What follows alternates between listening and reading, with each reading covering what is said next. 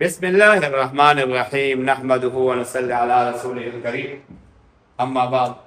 عزیز طلبہ کرام، کلاس اردو جماعت دہم، عنوان ہے متشابہ الفاظ بلحاظ املاء و بلحاظ آواز. اس حوالے سے آپ کا ٹیچر آپ سے مخاطب ہے.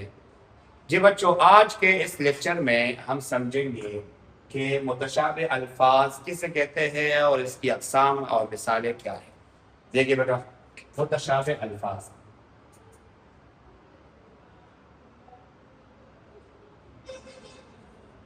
لفظی معنی ہے ملے جلے یا ایک جیسے،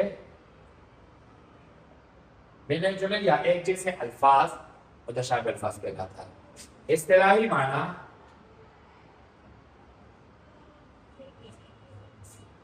ایسے الفاظ جو ایک ہی طرح پڑھے جاتے ہیں لکھے جاتے ہیں. ایسے الفاظ جو ایک ہی طرح لکھے جاتے ہیں اور پڑھے جاتے ہیں، اس کو متشابہ الفاظ کہا جاتا ہے. ایسے الفاظ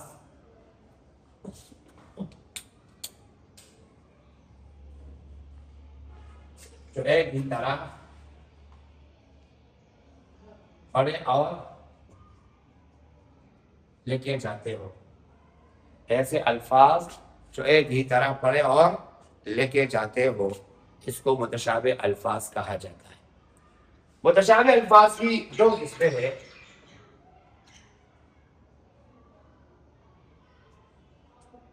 نمبر ایک، متشابہ الفاظ بلحاظ آواز. ٹھیک ہے. دوسرا، متشابہ الفاظ بلحاظ املاء. متشابہ الفاظ بلحاظ آواز کسے کہتے ہیں؟ متشابہ الفاظ بلحاظ آواز ایسے الفاظ جو ایک ہی طرح پڑھے جاتے ہو، یعنی ان کا مادہ اور ہجے مختلف ہو، البتہ آواز ایک جیسی ہو. آواز ایک جیسی ہو. ایسے الفاظ جو ایک ہی طرح پڑھے جاتے ہو، البتہ مادہ، ہجے اور معنی مختلف ہو. دیکھیے،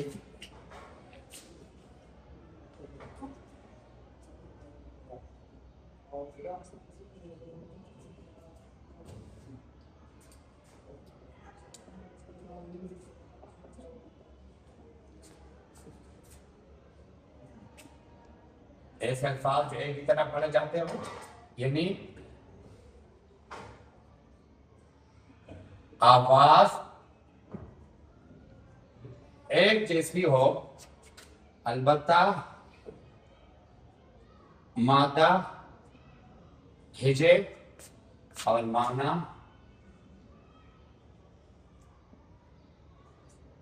مختلف ہو. مثال کے طور پر اب مثالیں دیکھیے. مثلا ایک لفظ ہے ارض، اس کا معنی ہے زمین. دوسرا ہے ارض، اس کا معنی ہے درخواست، پیشکش. دیکھو، آواز ایک ہے، ارض ارض، لیکن یہ الف غیر زوال اور یہ عین غیر زوال. مادہ اور ہجے مختلف، معنی بھی مختلف، لیکن آواز ایک جیسی. اسی طرح لفظ ہے علم.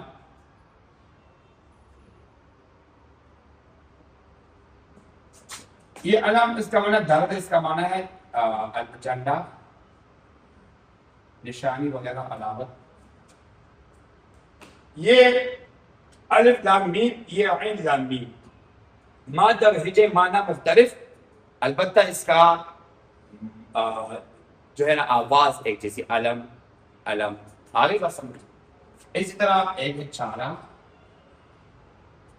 ایک ہے اس طرح کا چارہ. یہ چارہ کا معنی کیا ہے؟ گھاس. اس کا معنی کیا؟ علاج. چھ الف را رے الف چارہ، اس کا معنی ہے گھاس. چھ الف رے ہا چارہ، اس کا معنی علاج۔ دیکھیے یہ ایسے الفاظ ہے جن کا مادہ اور ہجے اور معنی مختلف ہے لیکن آواز ایک جیسی ہے، اس کو کہتے ہیں متشابہ الفاظ بلحاظ آواز۔ ٹھیک ہے، دوسری قسم متشابہ الفاظ بلحاظ املا۔ متشابہ الفاظ بلحاظ املا ایسے الفاظ جو ایک ہی طرح لکھے جاتے ہوں، جن کا مادہ اور ہجے ایک ہو، البتہ معنی مختلف ہو، البتہ معنی مختلف ہو، ایسے الفاظ کو زمانہ الفاظ بھی کہتے ہیں۔ دیکھیے ایسے الفاظ جو ایک ہی طرح لکھے جاتے ہو، مادہ ہجے ایک ہو، البتہ معنی مختلف ہو، اس کو زمانہ الفاظ بھی کہتے ہیں۔ اس کو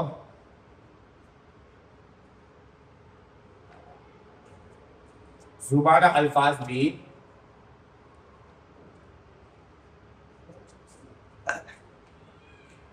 ایک ہی جنس کے دو الفاظ زمانہ الفاظ متشابہ الفاظ بلحاظ املا کہلاتے ہیں، البتہ ان کا معنی مختلف ہوتا ہے۔ یہ مثال آپ دیکھیے،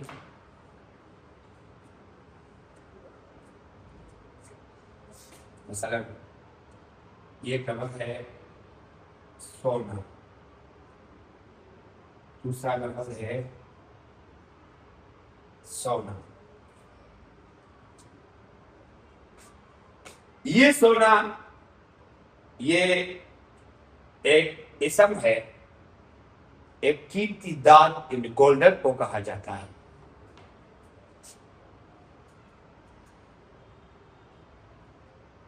اور یہ والا سونا یہ مصدر ہے، آرام نیند کو کہا جاتا ہے۔ دیکھیں بچوں، بالکل آواز، وزن، مادہ، ہجے بالکل سیم ہے۔ سونا، سین واو نون الف نا، سین واو نون الف نا، لیکن معنی دونوں کا مختلف ہے، اس کو کہتے ہیں متشابہ الفاظ بلحاظ املا۔ اسی طرح کی مثال ہے شام۔ ایک شام ملک کا نام ہے، شام فلسطین جہاں پر حشر کا میدان لگے گا، اور دوسرا شام وقت کا نام ہے۔ آگے مثلا ایک شام ایک ملک کا نام ہے، دوسرا شام اور وقت کا نام ہے۔ اسی طرح دام، دام دیکھیے ایک دام کا معنی کیا ہے؟ قیمت، اور ایک دام کا معنی کیا ہے؟ چال۔ ٹھیک ہے بیٹا، اسی طرح آپ دیکھیے ایک ہوتا ہے ہار، ایک ہوتا ہے ہار۔ ہار، ہار کا معنی ہے گلے کا زیور، جو عورتیں گلے میں لگاتی ہیں، زیور ہار جسے کہا جاتا ہے۔ لیکن دوسرا ہار کسے کہتے ہیں؟ یہ مصدر ہے، شکست کو کہا جاتا ہے۔ کسے کہتے ہیں؟ شکست کو۔ جی بیٹا اگلی مثال ہے مالٹا۔